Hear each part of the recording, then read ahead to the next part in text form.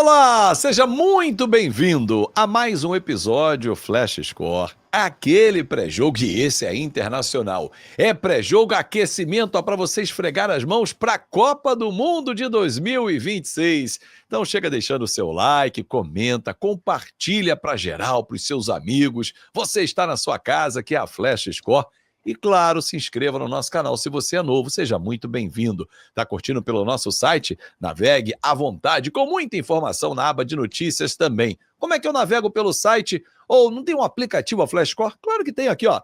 QR Code pinta no cantinho na tela para você escanear e de graça ter muita informação na palma da sua mão. Matheus Damascena, Londres, vai abrigar o clássico não, um grande jogo, eu acho, contra uma escola diferente. Brasil e Senegal. Duas equipes que estarão na próxima Copa do Mundo, Matheus. Dá para afirmar que a mudança de escola na última data FIFA foi a escola asiática, agora é a escola africana, Senegal, dia 15, dia 18, Tunísia. Foi uma boa escolha porque a próxima data FIFA e última será contra a escola europeia. É um bom teste visando Copa do Mundo? Tudo bem, Matheus? Tudo bem, Fábio? Oi para você que está aqui ligado no nosso Flash Score, né? Mais uma vez estamos no pré-jogo. Acho que sim, viu, Fábio? Essa sua tese realmente é funcional, porque a gente precisa, eu acho que o Brasil precisa passear sim por esses continentes. Já vimos que não vamos ter facilidade com os asiáticos, afinal de contas, perdemos o jogo para o Japão, a seleção brasileira levou 3-2, e agora a gente passeia ali pelas escolas da África, vamos enfrentar Senegal, o Brasil vai enfrentar Senegal, depois vai enfrentar a Tunísia, e por último, a escola europeia, né, que nas últimas Copas tem sido realmente uma pedra no sapato da seleção brasileira, seja lá quem for o técnico. Sempre eliminações para seleções europeias. Diante do novo técnico Carlo Ancelotti, né, a gente tem realmente novas esperanças, novas expectativas, afinal de contas é um técnico vencedor e que passou muito tempo defendendo equipes europeias, mas seleção é muito diferente. É você reunir uma quantidade de jogadores que jogam em países distintos e tentar, em curto período de tempo, fazê-los falar a mesma língua. Então, esses dois jogos, né, vão servir para que o Ancelotti ganhe mais familiaridade com o elenco da seleção brasileira e faça novos testes, é claro, tentando aí fechar essa lista definitiva para a Copa do ano que vem, Fabinho. A gente teve lá, né, e fez uma live muito legal na convocação do Ancelotti, e alguns nomes chamaram a atenção, outros não foram relacionados, como, por exemplo, o Rafinha, do Barcelona, por estar machucado, outro voltou, que foi o Marquinhos, do Paris Saint-Germain, mas, por exemplo, a convocação do Richarlison abriu um debate. Na nossa live, eu estava fazendo com o Eduardo Gerac, a gente estava entendendo ali como é que ia ser o processo, mas antes da convocação, no nosso pré-jogo ali da CBF, eu entrevistei o tetracampeão do Mundozinho. E aí perguntei, Zinho, você tem a expectativa de que jogadores do Flamengo e do Palmeiras não sejam convocados para que eles não sejam enfraquecidos na data FIFA e na partida pós-data FIFA? Ele falou, olha, eu acho que o jogador quer ser convocado, eu vou falar como ex-jogador, ele falou. Todo jogador quer ser convocado, mas pensando no campeonato e nas equipes, seria bom que não convocasse. Não adiantou. Alexandre e Danilo foram chamados e Vitor Roque.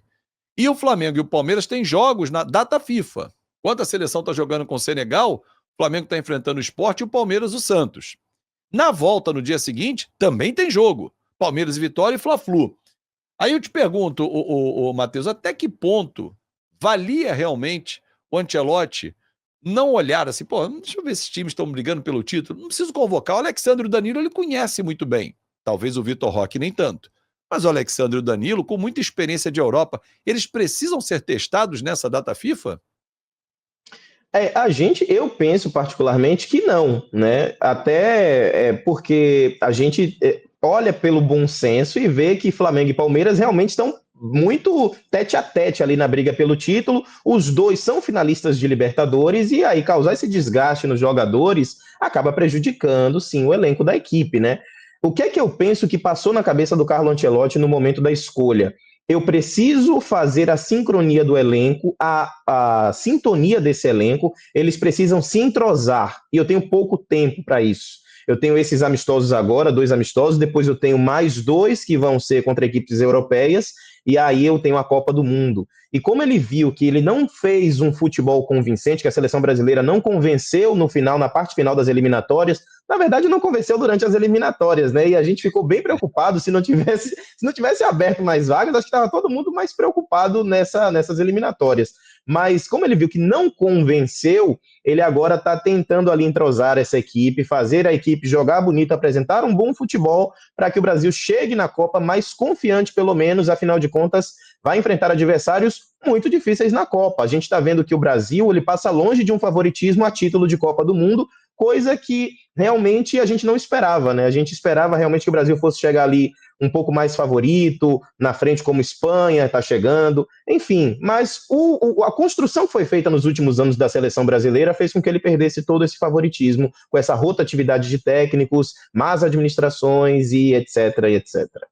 Eu acho que a gente perdeu um ciclo praticamente inteiro, né? Até achar o Carlo Ancelotti ou quem fosse substituir o Tite. Eu estava no Catar cobrindo a Copa do Mundo para a Rádio JB-FM, onde no Rio de Janeiro eu sou colunista, e o Tite já tinha avisado na reta final da Copa do Mundo: olha, eu não vou ficar, aconteça o que acontecer aqui no Catar, eu não fico. Então a CBF já sabia de antemão.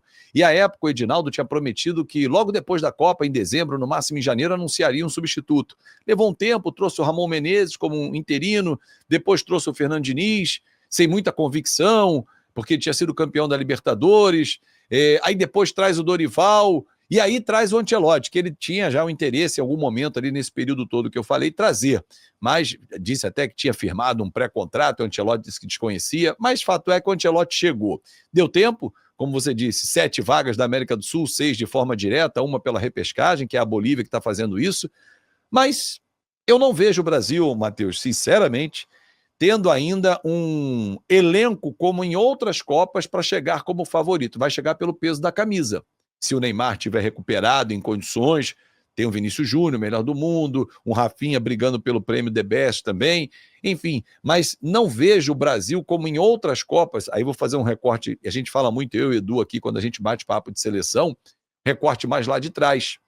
Quando a gente fala de Copas do Mundo vitoriosas, 94, 98, que ficou no vice-campeonato, mas é uma vitória também chegar à final, 2002, 2006 que foi eliminado quando a gente tinha craques em várias posições. Faltam craques para mim com a camisa da seleção brasileira. Agora o Ancelotti tem que se virar com o que tem. É esse ovo que você tem aqui, vai fazer um omelete gostoso com esse ovo? É isso que o Ancelotti tem que se virar. Ó, vou ter uma equipe mais definida nos 2 jogos. Essa convocação, ele disse isso. Ele está observando alguns jogadores. O Fabinho ele conhece muito bem. Foi uma surpresa ele trazer o Fabinho, mas o Luciano Juba não. Ele quer ver de perto, o Vitor Roque também, e estão fazendo efetivamente um bom campeonato. Só um parêntese para a tua análise, Matheus. Por que o Caio Jorge não voltou a ter oportunidade? Fabrício Bruno foi mal contra o Japão e está na lista. O Caio Jorge, que jogou contra o Chile no Maracanã, sentiu uma contusão, 2 dias depois voltou a campo. É o artilheiro do brasileiro. Por que ele não volta para a seleção? É uma ótima questão, né? Acho que pelos últimos jogos do Cruzeiro, o Caio Jorge enfrentou um período sem marcar, voltou a marcar recentemente, e o Vitor Roque ele manteve a boa sequência, né, de jogos no Palmeiras. Não à toa, ele é o artilheiro do Campeonato Brasileiro nesse momento, briga também tete a tete na artilharia com o Arrascaeta do Flamengo. Mas vai ser uma experiência, é como a gente trouxe agora há pouco, vai ser uma chance do Ancelotti ver alguns jogadores que ele não conhece, como o Luciano Juba, por exemplo, como o Vitor Roque na seleção, porque às vezes, Fábio, acontece do jogador apresentar um bom desempenho no seu clube e não vingar quando veste a camisa da seleção brasileira, né? Tem isso também. Então talvez esse tenha sido o fator que fez o Ancelotti dar preferência nesse momento pelo Vitor Roque em relação ao Caio Jorge. Acho que ele vai ter uma experiência diferente também na lateral, caso ele experimente o Luciano Juba, porque o Juba ele é atacante, né, de posição original. Ele agora que se descobriu como lateral esquerdo, depois que o Rogério chega ao Bahia, o Paiva também tinha escalado ele em alguns momentos assim, e tem se descobrido um ótimo lateral esquerdo, né, na verdade, porque ele faz gols, tem muitas assistências, está sempre ali na grande área, é um lateral ofensivo. Mas eu concordo muito com você. Acho que o problema da seleção brasileira atual é um problema que se estende desde as últimas Copas, é um problema geracional. Os jogadores não encaram mais a seleção com a coisa que enfrentavam antes, sabe? Aquela coisa importante. Acho que os jogadores, muitas vezes, né, pensam que eles são até maiores do que a seleção. infelizmente. E não é isso que acontece, não é isso que acontecia antigamente. Talvez não seja assim que a Espanha, que os jogadores da Espanha se vejam também, por isso que a Espanha é a potência que é dentro de campo. Então, acho que o nosso problema realmente é dessa geração, que é uma geração de futebol brasileiro que, individualmente nos seus clubes, cada um faz a sua parte. Agora, junto, quando se juntam na seleção, não vem dando certo. E tem uma outra fala do Carlo Ancelotti aí para a gente mostrar na tela, Ótimo. para quem está acompanhando a gente aqui. Richarlison tem um perfil de referência na área. Igor Jesus também. Estamos felizes que está bem lá no Nottingham Forest. Pedro também tem o perfil. Infelizmente, ele se lesionou. Podia ser uma boa oportunidade para ele estar aqui hoje. É muito do que aquilo que o Zinho falou, que você falou, né? É aquele 9, aquela referência ali na grande área. Sim. Como o Richarlison teve a experiência da última Copa, acho que vai dar ele de novo. Não sei se o Pedro tiver recuperado e jogando bem, não sei. O Igor Jesus está muito bem no Nottingham Forest. Eu acho que é um jogador selecionável, né? O próprio Ancelotti sabe disso. Agora, o Richarlison me parece aquela memória afetiva. Ele conhece do Tottenham, né? O dirigiu, sabe bem o potencial dele. Eu acho que o jogador que trabalhou com o Ancelotti ou que ele enfrentou, que ele tem referências, esses jogadores saem na frente. E aí talvez os que atuam aqui no Brasil, que não foram para fora em nenhum momento, Vitor Roque foi e voltou, mas o Ancelotti não tem referência dele, a lembrança dele da Europa não é positiva, ele tem que arrebentar aqui para ganhar chance. E para mim, o setor do ataque é o que tem poucas vagas, porque a gente olha, ele está levando 8, às vezes 9 atacantes, mas muitas são figurinhas carimbadas. Vinícius Júnior, Rafinha, Rodrigo, esses caras estarão lá, com certeza. Luiz Henrique tem agradado demais o Ancelotti. Esses são nomes certos. Quantos mais ainda vão? Né? Quais são os outros 4, se ele levar realmente 8 jogadores para a Copa do Mundo? O Estevão está arrebentando na Europa, chegou já jogador grande. Será que ele não é um nome que vai estar sempre presente? O João Pedro, que está em alta de novo na Premier League. Aí a gente está falando já de 6. Se são 8 vagas, restam 2. Richarlison, Pedro, Matheus Cunha, Caio Jorge, Vitor Roque. Vai ser a corrida difícil aí, hein, Matheus? Eu acho que a maior dor de cabeça do Ancelotti, né, você vê que você listou aí uma porrada de ótimos nomes, né, no ataque. O problema grande está sendo a defesa, para parar de levar gols, que a gente tem tido esse problema desde as eliminatórias. Inclusive, quando o Carlo Ancelotti chega, o Brasil para de tomar gols, começa a se criar uma expectativa de que a defesa vai parar de ser vazada, mas aí depois volta, né, uma sequência de gols, 3 contra o Japão, nunca tínhamos perdido para o Japão, a seleção brasileira. E o meio de campo. Afinal de contas, o Neymar, se o Neymar persistir nesse mau momento na sua carreira, de lesões, a gente percebe que ele tem poucos minutos jogados com a camisa do Santos em toda uma temporada. E se o Brasil não tiver Neymar, quem é que vai fazer essa bola chegar com qualidade para esta quantidade enorme de atacantes? Então esse é um grande pepino para o Carlo Ancelotti descascar e resolver, porque o meio de campo de criação do Brasil ainda não tem surtido tanto efeito quanto ele esperava. E a defesa também tem sido muito vazada e com certa frequência tem levado gols, né, que não se é para tomar, gols bobos.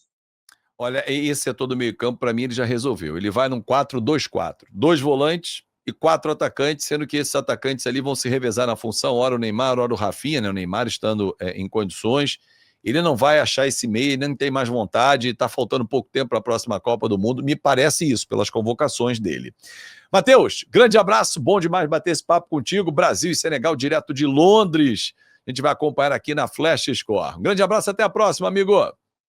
Um abraço, Fábio, um abraço para todo mundo. Valeu, muito obrigado a você que esteve na nossa audiência, curtindo aqui pelo YouTube. Não esquece, ó, QR Code pintou, escaneia aí. É o nosso aplicativo 0800 para você se divertir, porque aqui na Flash Score é assim, você lê o jogo como ninguém.